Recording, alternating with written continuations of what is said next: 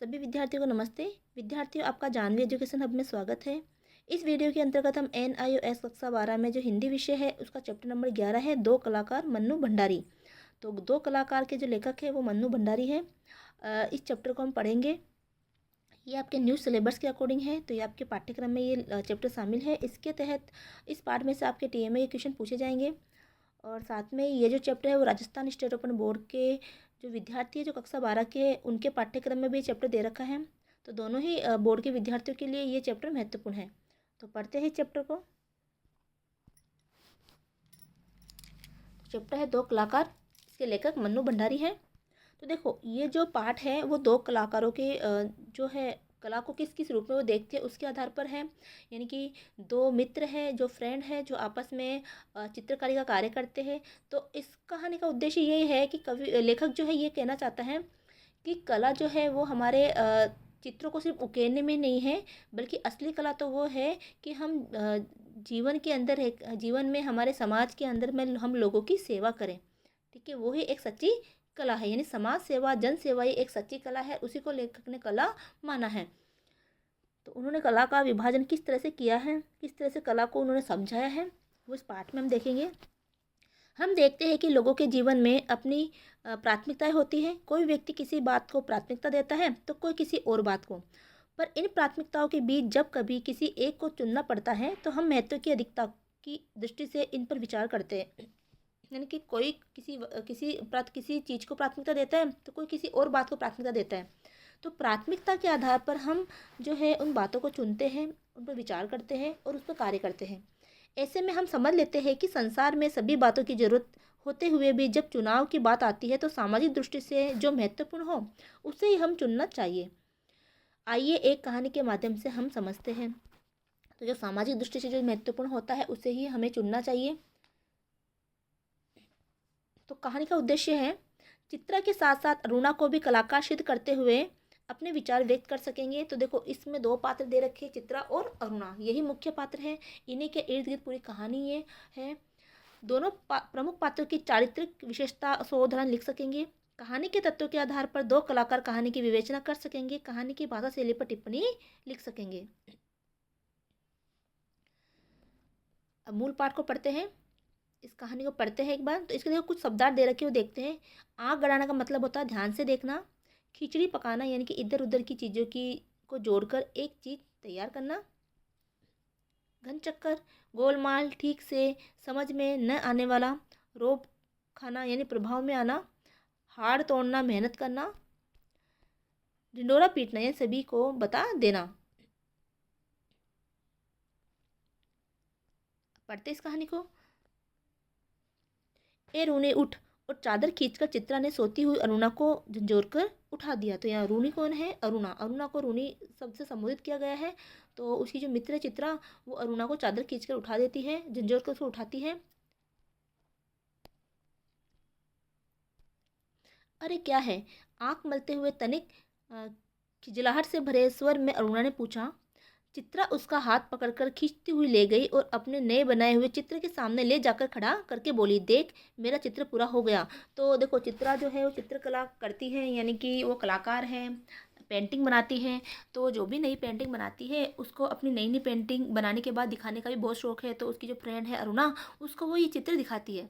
ओह, तो इसे दिखाने के लिए तूने मेरी नींद खराब कर दी, बदतमीज कहीं की।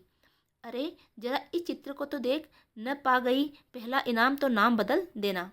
चित्र को चारों ओर से घुमाते हुए अरुणा बोली, किधर से देखूं ये तो बता दे। 1000 बार तुझसे कहा है कि जिसका चित्र बनाए उसका नाम लिख दिया कर, जिससे गलतफहमी न हुआ करे, वरना तू बनाए हाथी और हम समझे उल्लू। फिर तस्वीर पर आँख गड़ाते हुए बोली, किसी तरह नहीं समझ पा रही हूँ कि 84 लाख योनियों में से आखिर यह किस जीव की तस्वीर है। तो थोड़ा इस तरह से जो अरुणा है चित्र की थोड़ी हंसी भी उड़ाती है। तो आपको यह कोई जीव नज़र आ रहा है? अरे ज़रा अच्छी तरह देख और समझने की कोशिश कर।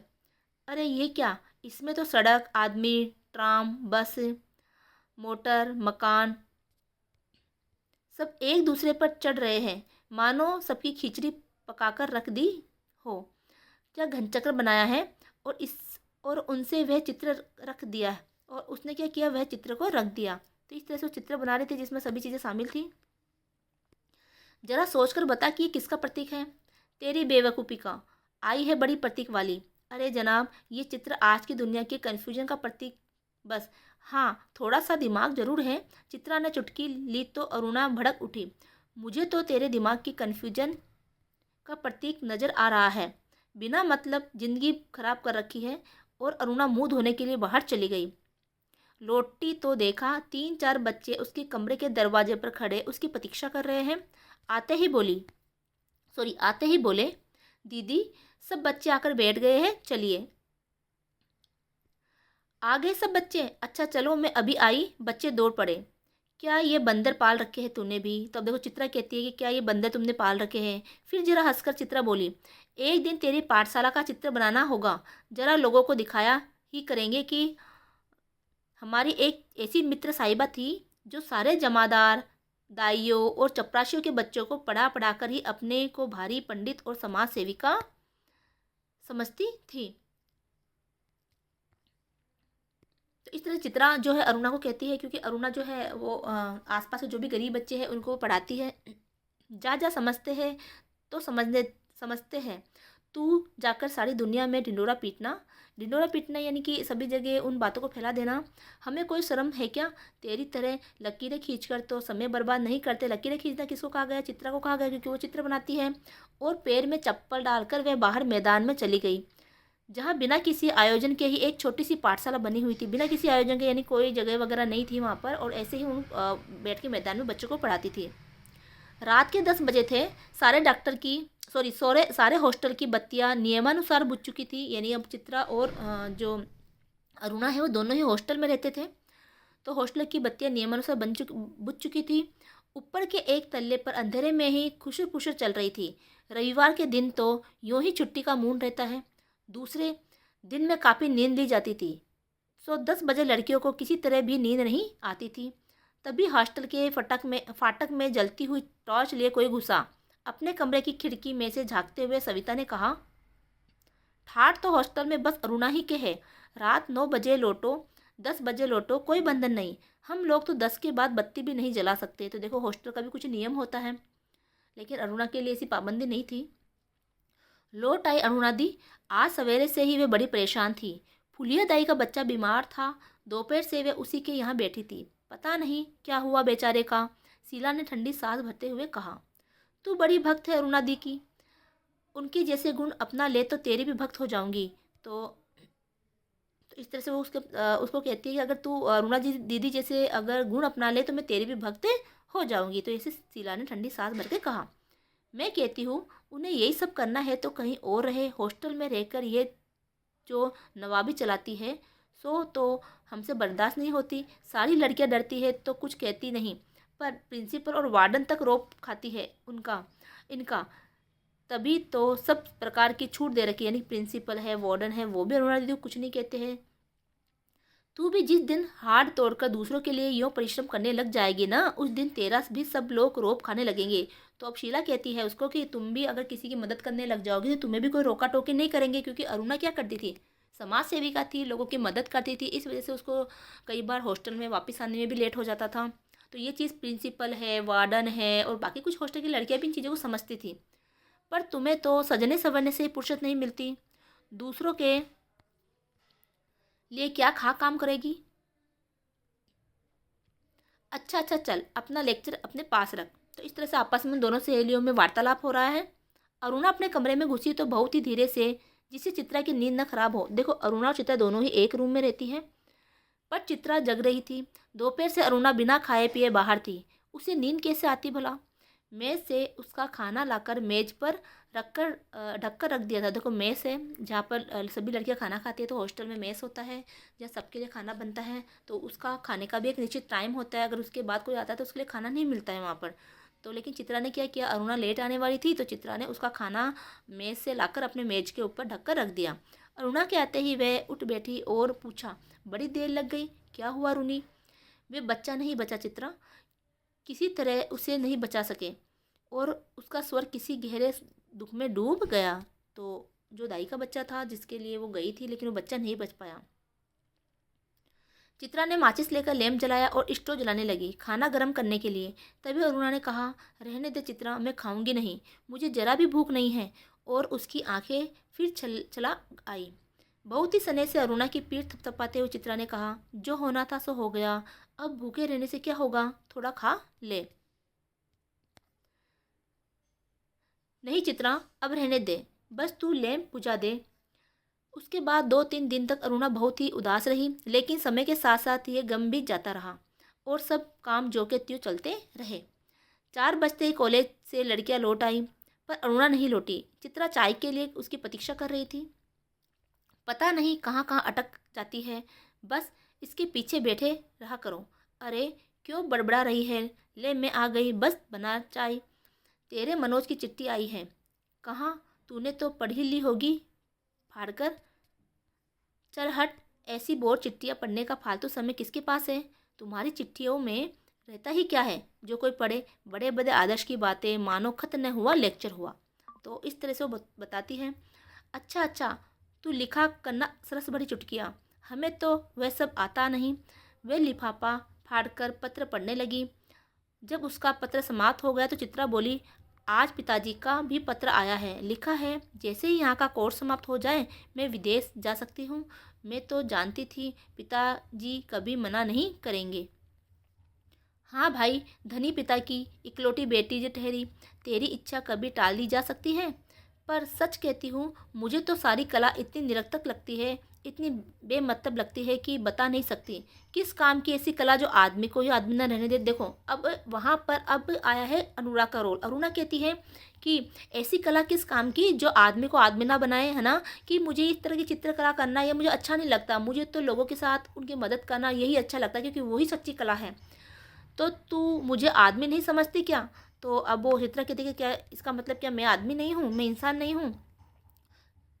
तुझे दुनिया से कोई मतलब नहीं, दूसरे से कोई मतलब नहीं। तो अब अरुणा कहती कि तू सिर्फ हमेशा चित्रकला में डूबी रहती है, अपनी तुलियों में डूबी रहती है, रंगों में डूबी रहती है, तुम्हें दुनिया से, दूसरे लोगों से कोई मतलब नहीं है। बस 24 घंटे अपने रंग और तुलियों में ही डूबी रहती है। दुनिया में बड़ी से बड़ी घटना घट जाए, पर यदि इसमें तेरे चित्र के लिए कोई आइडिया नहीं तो तेरे लिए वह घटना कोई महत्व नहीं रखती। तो चित्रा चित्रा को अरुणा कहती है कि कोई भी घटना होती है उसमें भी तुम तुम्हारे चित्र के लिए ही आइडिया ढूंढती हो। बस हर घड़ी, हर जगह और हर चीज़ में से तू अपने चित्रों के लिए मॉडल खोजा करती है। अरे इस लगन को देखकर ही तो गुरुजी कहते हैं कि वह समय दूर नहीं जब हिंदुस्तान के कोने कोने में तेरी शोहरत गूंज उठेगी। अमृता शेरगिल की तरह मेरा भी नाम गूंज उठेगा, बस यही तमन्ना है। तो चित्रा कहती है कि मेरी तो यही तमन्ना है कि मेरा भी नाम ऊंचा हो। कागज पर इन निर्जीव चित्रों को बनाने के बजाय 2-4 की जिंदगी क्यों नहीं बना देती। तेरे पास सामर्थ्य साधन है। तो अरुणा कहती है कि तुम तो बड़ी धनवान भी हो, तुम्हारे पास सारे सामर्थ्य हैं, तो तुम कागज पर चित्र बनाने के बजाय कोई गरीबों की, उनकी ज़िंदगी क्यों नहीं संवार देती। वह काम तो तेरे और मनोज के लिए छोड़ दिया है। देखो मनोज जो है वो अरुणा का प्रियंसी है, उसका मतलब आने वाला होने वाला पति है। तो कहते हैं कि तेरा ये जो काम है, मैंने तुझे, यानी अरुणा को कह रही है कि अरुणा, मैंने तुम्हें और तुम्हारे मनोज को सौंपा है। तुम दोनों ब्याह कर लो और फिर जल्दी ही सारी दुनिया का कल्याण करने के लिए झंडा लेकर निकल पड़ना। और चित्रा हंस पड़ी। तो इस तरह दोनों फ्रेंड्स में, सहेलियों में आपस में बातचीत हो रही है। फिर बोली, अच्छा ये बता कि तेरे ये सब करने से क्या हो जाएगा। तूने अपनी अनोखी पाठशाला में 10-20 बच्चे पढ़ा दिए तो क्या निरक्षरता मिट जाएगी। अरे ये सब काम एक के किए नहीं होते। जब तक समाज का सारा ढांचा नहीं बदलता तब तक कुछ होने का नहीं। और ढांचा ही बदल गया तो तेरे मेरे कुछ करने की जरूरत नहीं, सब अपने आप ही हो जाएगा। फिर दोनों में कला और जीवन को लेकर लंबी लंबी बहसें होती है और चित्रा अंत में कान पर हाथ धरकर उठ जाती है। अच्छा अच्छा, बंद कर ये लेक्चरबाजी, बोर कहीं की। ये पिछले 5 वर्षों से इसी प्रकार चल रहा था। हर 10-20 दिन बाद दोनों में अपने अपने उद्देश्यों को लेकर, अपनी अपनी दिनचर्या को लेकर एक गर्मागर्म बहस हो जाती थी। पर वह न उसकी बात का लोहा मानती थी और न वह उसकी बात की कायल होती थी। 3 दिन में मूसलाधार वर्षा हो रही थी। रोज अखबार में बाढ़ की खबरें आती थी। बाढ़ पीड़ितों की दशा बिगड़ती जा रही थी और वर्षा थी कि थमने का नाम ही नहीं ले रही थी। अरुणा सारे दिन चंदा इकट्ठा करने में व्यस्त थी। एक दिन आखिर चित्रा ने कह दिया, तेरे इम्तिहान सर पर आ रहे हैं, कुछ पढ़ती लिखती तू है नहीं, सारे दिन बस भटकती रहती है। तो देखो, मूसलाधार बरसात के कारण बाढ़ आ गई थी, जिसके कारण जो है बाढ़ पीड़ितों की दशा बदलती जा रही थी, यानी कि बहुत ज़्यादा बिगड़ रही थी। तो उनकी मदद के लिए अरुणा है उन लोगों के लिए चंदा इकट्ठा कर रही थी, और साथ में इम्तिहान भी आने वाले थे। तो चित्रा, उसकी सहेली, तो चित्रा को ये चिंता थी कि कहीं अरुणा फेल ना हो जाए, क्योंकि वो हमेशा वो लोगों की मदद में ही लगी रहती है। फेल हो गई तो तेरे ससुर साहब क्या सोचेंगे कि इतना पैसा बेकार ही पानी में बहाया।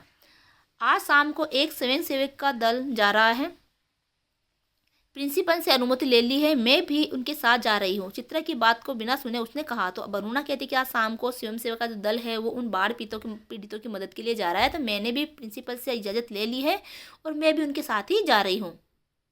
शाम को अरुणा चली गई। 15 दिन बाद वह लौटी तो उसकी हालत काफ़ी खस्ता हो रही थी। सूरत ऐसी निकल आई थी कि मानो 6 माह से बीमार हो। चित्रा उस समय अपने गुरुदेव के पास गई हुई थी।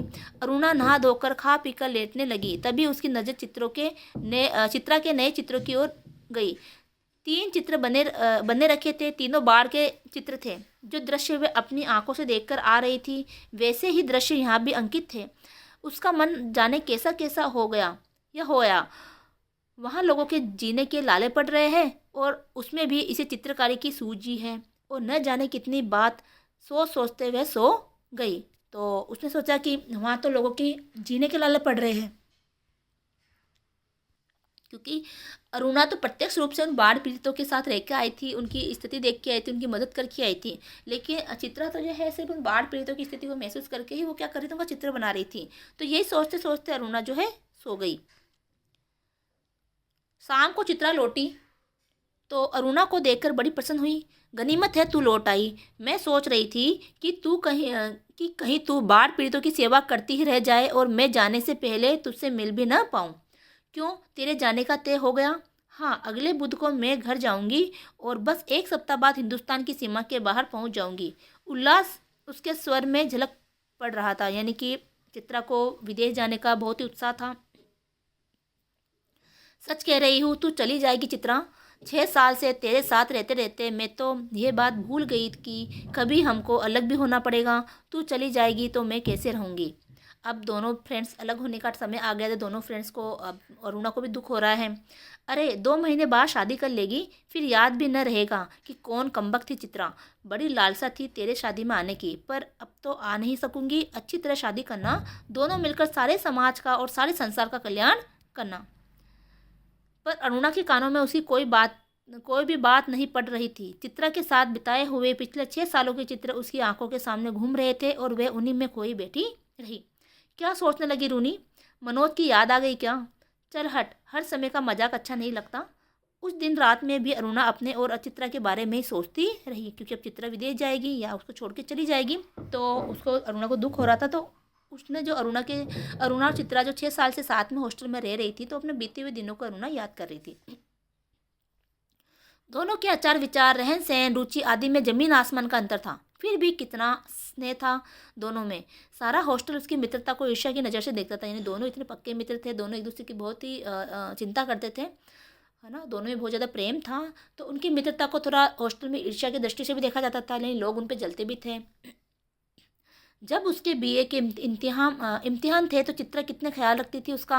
वह अक्सर चित्रा को डांट दिया करती थी, पर कभी भी उसने बुरा नहीं माना।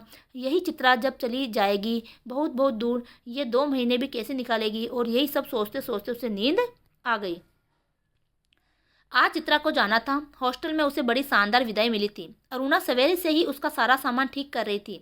एक एक करके चित्रा सबसे मिल आई, फिर गुरुजी के घर की तरफ चल पड़ी। 3 बज गए, पर वह लौटी नहीं। अरुणा उसका सारा काम समाप्त करके उसकी राह देख रही थी, है ना। और भी कई लड़कियां वहां जमा थी। कुछ बार बार आकर पूछ जाती थी, चित्रा लौटी या नहीं, चित्रा लौटी या नहीं। 5 बजे की गाड़ी से वह जाने वाली है। अरुणा ने सोचा वह खुद जाकर देख आए कि आखिर बात क्या हो गई। तभी हड़बड़ाती सी चित्रा ने प्रवेश किया। बड़ी देर हो गई ना? अरे क्या करूँ, बस कुछ ऐसा ही हो गया कि रुकना ही पड़ा। आखिर क्या हो गया ऐसा जो रुकना ही पड़ा? सुने तो 2-3 कंठ एक साथ बोले। गर्ग स्टोर के पास पेड़ के नीचे अक्सर एक भिखारी बैठी रहा करती थी ना। लौटी तो देखा कि वह वहीं मरी पड़ी है, और उसके दोनों बच्चे सूखे शरीर से चिपक कर बुरी तरह रो रहे हैं। जाने क्या था उस सारे दृश्य में कि मैं अपने को रोक नहीं सकी, उसका एक रफ्सा केस बना ही डाला। बस इसी में इतनी देर हो गई। चर्चा इस पर चल रही थी, कैसे मर गई। कल तो उसे देखा था, किसी ने दार्शनिक की मुद्दा में कहा, अरे जिंदगी का क्या भरोसा, मौत कहकर थोड़ी आती है, आदि आदि। पर इस सारी चर्चा में अरुणा कब खिसक गई कोई जान ही नहीं पाया। 4:30 बजे चित्रा हॉस्टल के फाटक पर आ गई, पर जब तब तक अरुणा का कहीं पता नहीं था। बहुत सारी लड़कियां उसे छोड़ने स्टेशन आई, पर चित्रा की आंखें बराबर अरुणा को ढूंढ रही थी। उसे दृढ़ विश्वास था कि वह इस विदाई की बेला में उससे मिलने जरूर आएगी। 5 भी बज गए, रेल चल पड़ी। अनेक रुमालों ने हिला हिला कर चित्रा की विदाई दी, पर उसकी आंखें किसी और को ही ढूंढ रही थी। पर अरुणा न आई सो न आई, यानी अरुणा तो निकल गई थी, अब वो कहाँ गई पता नहीं है, तो वो नहीं आई।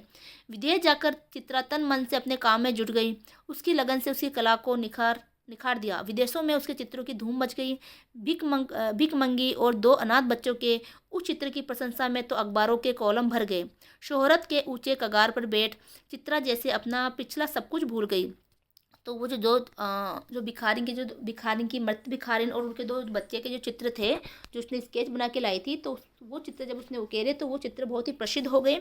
और उस चित्र ने उसको एक कामयाबी हासिल उसकी करवा दी। पिछले वर्ष तो अरुणा को पत्र व्यवहार बड़े नियमित रूप से चला, फिर काम होते होते एकदम बंद हो गया। पिछले 1 साल से तो उसे यह भी नहीं मालूम कि वह कहाँ है। नई कल्पनाएं और नए नए विचार उसे नवीन सृजन की प्रेरणा देते, और वह उन्हीं में खोई रहती। तो चित्र अब नए नए चित्रों को बनाती, नए नए कल्पनाओं में खोई रहती। उसके चित्रों की प्रदर्शनियाँ होती, अनेक प्रतियोगिताओं में उसका अनाथ शीर्षक वाला चित्र प्रथम पुरस्कार पा चुका था। तो वही अनाथ बच्चों वाला जो चित्र है, भिखारिन वाला चित्र है, वो उसमें कई प्रथम पुरस्कार पा चुका था अनेक जो प्रतियोगिताओं में। जाने क्या था उस चित्रों में, जो देखता वही चकित रह जाता। दुख, दरिद्र और करुणा जैसे साकार हो उठे थे। 3 साल बाद जब वह भारत लौटी तो बड़ा स्वागत हुआ उसका। अखबारों में उसकी कला पर, उसके जीवन पर अनेक लेख छपे। पिता अपनी इकलौती बिटिया की इस कामयाबी पर गदगद थे, यानी पिता को भी बहुत गर्व था अपनी बेटी पर, चित्रा पर। समझ नहीं पा रहे थे कि उसे कहाँ कहाँ उठाए बिठाए। दिल्ली में उसके चित्रों की प्रदर्शनी का विराट आयोजन किया गया। उद्घाटन करने के लिए उसे ही बुलाया गया था। उस प्रदर्शनी को देखने के लिए जनता उमड़ पड़ी थी। बुरी बुरी प्रशंसा हो रही थी, और चित्रा को लग रहा था जैसे उसके सामने सपने साकार हो गए। तो इसकी बुरी बुरी प्रशंसा यानी कि सभी लोग चित्रा की प्रशंसा कर रहे थे, और चित्रा को लगा कि उसका जो सपना है प्रसिद्ध होने का वो साकार हो रहा है। उस भीड़ भाड़ में अचानक उसकी भेंट अरुणा से हो गई। रूनी कहकर वह भीड़ की उपस्थिति को भूलकर अरुणा के गले से लिपट गई। तुझे कब से चित्र देखने का शौक हो गया रूनी? चित्रों को नहीं, चित्रा को देखने आई थी। तू तो एकदम भूल गई। तो अरुणा कहती है कि मैं चित्रों को देखने नहीं आई, मैं तो मेरी जो सहेली है चित्रा, उससे मिलने आई हूँ, उसको देखने आई हूँ। अरे ये बच्चे किसके हैं? 2 प्यारे से बच्चे अरुणा से सटे खड़े थे, अरुणा से चिपक कर वो खड़े हुए थे। लड़के की उम्र 10 साल की होगी, और तो लड़की की कोई 8। मेरे बच्चे हैं और किसके? ये तुम्हारी चित्रा मासी है, नमस्ते करो अपनी मौसी को, अरुणा ने आदेश दिया। बच्चों ने बड़ी अदा से नमस्ते किया, पर चित्रा अवाक होकर कभी उसका और कभी अरुणा का मुंह देख रही थी। वह सारी बातों का तुक नहीं मिला पा रही थी। अभी अरुणा ने टोका, कैसी मासी है, प्यार तो कर। और चित्रा ने दोनों के सिर पर हाथ फेरा। प्यार का जरा सा साहस पाकर लड़की चित्रा की गोद में जा चढ़ी। अरुणा ने कहा, तुम्हारी ये मासी बहुत अच्छी तस्वीर बनाती है, ये सारी तस्वीरें उन्हीं की बनाई हुई है। सच? आश्चर्य से बच्ची बोल पड़ी। तब तो मौसी तुम जरूर ड्राइंग में फर्स्ट आती होगी। मैं भी अपने क्लास में फर्स्ट आती हूँ। तुम हमारे घर आओगी तो अपनी कॉपी दिखाऊंगी। बच्ची के स्वर में मुकाबले की भावना थी। चित्रा और अरुणा इस बात पर हंस पड़ी। आप हमें सब तस्वीर दिखाइए मौसी, समझा कर बच्चे ने फरमाइश की। चित्रा समझाती हुई तस्वीरें दिखाने लगी। घूमते घूमते वे उसी भिखारिन वाली तस्वीर के सामने आग पहुंची। चित्रा ने कहा, यही वह तस्वीर है रूनी जिसने मुझे इतनी प्रसिद्धि दी। ये बच्चे रो क्यों रहे हैं मौसी? तस्वीर को ध्यान से देखकर बालिका ने कहा। तो वो जो बच्चे थे, वो बालिका ने कहा कि बच्चे क्यों रो रहे, जबकि वो बच्चों की तस्वीर उन बालिकाओं की थी, उन बच्चों की जो अरुणा लेके आई थी। लेकिन उस समय छोटे छोटे थे, तो अब उनको वो चीज़ें याद नहीं है। उसकी माँ मर गई, देखती नहीं मरी पड़ी है, इतना भी नहीं समझती। बालक ने मौका पाते ही अपने बड़प्पन की छाप लगाई। ये सचमुच में बच्चे थे मौसी। बालिका का स्वर करुणा से करुणतर होता जा रहा था कि उसने कहा कि सचमुच में क्या वास्तव में ऐसे बच्चे थे जिनकी माँ मर गई थी? अरे सचमुच के बच्चों को देखकर ही तो बनाई थी ये तस्वीर। हाय राम, इनकी माँ मर गई तो फिर इन बच्चों का क्या हुआ? बालक ने पूछा। मौसी, हमें ऐसी तस्वीर नहीं, अच्छी अच्छी अच्छी तस्वीरें दिखाओ, राजा रानी की, परियों की। उस तस्वीर को और अधिक देर तक देखना बच्चों के लिए ऐसे ऐसे हो उठा था। तभी अरुणा के पति आ पहुँचे। परिचय हुआ। साधारण बातचीत के पश्चात अरुणा ने दोनों बच्चों को उसके हवाले करते हुए कहा, आप जरा बच्चों को प्रदर्शनी दिखाइए, मैं चित्रा को लेकर घर चलती हूँ। बच्चे इच्छा न रहते हुए भी पिता के साथ विदा हुए। चित्रा को दोनों बच्चे बड़े ही प्यारे लगे। वह उन्हें एकटक दृष्टि से या एकटक देखती रही। जैसे ही वे आंखों से ओझल हुए, उसने पूछा, सच सच बता रूनी, ये प्यारे प्यारे बच्चे किसके हैं? क्योंकि अब है ना, ये जो बात है ना, वो चित्रा को पच नहीं रही थी, क्योंकि उसने देखा कि वो बच्चे इतने बड़े हैं। रूना की शादी तो अभी हुई है, तो ये बच्चे कैसे इतनी जल्दी हो सकते हैं, या फिर इतने बड़े बच्चे इसके कैसे हो सकते हैं? कहा तो अरुणा ने कहा कि कहा तो ये बच्चे मेरे हैं। अरुणा ने हंसते हुए कहा, अरे बताओ ना, मुझे बेवकूफ़ बनाने चली है? एक क्षण रुककर अरुणा ने कहा, बता दूं? और फिर वे भिखारिन वाले चित्र के दोनों बच्चों पर उंगली रखकर बोली, ये ही वे दोनों बच्चे हैं। तो जो भिखारिन वाले चित्र था, उस पर उंगली रखा और कहा कि यही दोनों बच्चे, इसी चित्र से तुझे प्रसिद्धि मिली है कि यही वे बच्चे हैं। क्या? विस्मय से चित्रा की आंखें फैली की फैली रह गई। क्या सोच रही है चित्रा? कुछ नहीं, मैं सोच रही थी कि, पर शब्द शायद उसके विचारों में ही खो गए। तो ये जो शब्द थे उसके विचारों में खो गए कि वो क्या सोच रही थी, ये शब्द उसके विचारों में ही रह गए। यानी कि सबसे बड़ा चित्रकार कौन, कलाकार कौन, चित्रा या अरुणा? तो हमें लगता है कि अरुणा ही सबसे बड़ी कलाकार थी। ठीक है, उसने तो वास्तविक ज़िंदगी के अंदर ही कला को भर दिया था। यानी लोगों की दुख दर्द को उसने समझा और उसको दूर करने का उसने पूरा प्रयास किया। उन बच्चों को उसने पाला, है ना। जबकि चित्रा ने तो सिर्फ लकीरें ही, यानी कि एक तस्वीरों के अंदर ही चित्र उकेरे थे। ठीक है, लेकिन अरुणा तो वास्तविक रूप से जीवन के जो दुख दर्द है उसको उसने दूर किया था। तो अब ये पार्ट इस तरह से कंप्लीट होता है, जो आपका मूल पार्ट। अब इससे संबंधित कुछ प्रश्न है वो हम देखते हैं। तो बोध प्रश्न 11.1 पहला प्रश्न है, तो इसे दिखाने के लिए मेरी नींद खराब कर दी, बदतमीज कहीं की। अरुणा के इस कथन से कौन सा भाव प्रकट होता है? तो इसका आंसर है ग, यानी कि नाराजगी वाला भाव इसका प्रकट होता है। प्रश्न 2 है, जिस चित्र में सड़क, आदमी, ट्रम, बस, मोटर, मकान सब एक दूसरे पर चढ़े नजर आते हैं, उसे चित्रा किसका प्रतीक बताती है? तो उसे चित्रा दुनिया के कन्फ्यूजन का प्रतीक बताती है। तो ये दुनिया के कन्फ्यूजन का प्रतीक है। तो इसका आंसर आएगा ग। अगला प्रश्न है, अरुणा की भक्त कहकर किसे ताना दिया गया था? तो अरुणा की भक्त कहकर किसे ताना दिया गया? तो इसका आंसर आएगा शीला को, क्योंकि शीला अरुणा की प्रशंसा कर रही थी। तो ये इसका आंसर है शीला को। प्रश्न संख्या 4 है, दोपहर से ही भूखी अरुणा ने रात को भी भोजन नहीं किया, क्योंकि फुलिया दाई के बच्चे के दुख के कारण भूख मर गई थी। क्योंकि फुलिया दाई के बच्चे क्या हो गए थे, उनकी मृत्यु हो गई थी, बचा नहीं पाए, तो इसके कारण उनकी भूख मर गई थी। प्रश्न संख्या 5 है, जब अरुणा रात देर से लौटी तो चित्रा क्या कर रही थी? वो सो रही थी, पढ़ रही थी, बातें कर रही थी, चिंता में थी कि अभी तक अरुणा क्यों नहीं लौटी। तो वो इस चिंता में थी कि अभी तक अरुणा क्यों नहीं लौटी। तो इसका आंसर आएगा ग। ठीक है, अगला प्रश्न है, चित्रा की सबसे बड़ी इच्छा थी। तो चित्रा की सबसे बड़ी इच्छा क्या थी? विदेश जाने की, धन प्राप्ति की, प्रसिद्धि पाने की, समाज का ढांचा बदलने की। तो इसका आंसर आएगा प्रसिद्धि पाने की। सबसे ज़्यादा इच्छा किसकी थी? इसकी प्रसिद्धि पाने की। अगला प्रश्न है, निम्नलिखित में से सही कथन है। अपने विदेश जाने की बात पर चित्रा उदास हो जाती है, अरुणा के डांटने पर चित्रा नाराज हो जाती है, विदेश जाकर भी चित्रा का स्वभाव नहीं बदलता, चित्रा अरुणा के बच्चों पर कोई ध्यान नहीं देती। तो इसका आंसर आएगा कि विदेश जाकर भी चित्रा का कोई स्वभाव नहीं बदलता। जैसे वो अरुणा को देखती है और वो उससे लिपट जाती है, उससे बात करने लगती है, उसको अच्छा लगता है अरुणा से मिलना। तो ये इसका आंसर आएगा। तो उम्मीद है कि ये वीडियो आपको पसंद आया होगा और आपको ये समझ में भी आया होगा। तो मिलते हैं अगले वीडियो में। जय हिंद, जय भारत।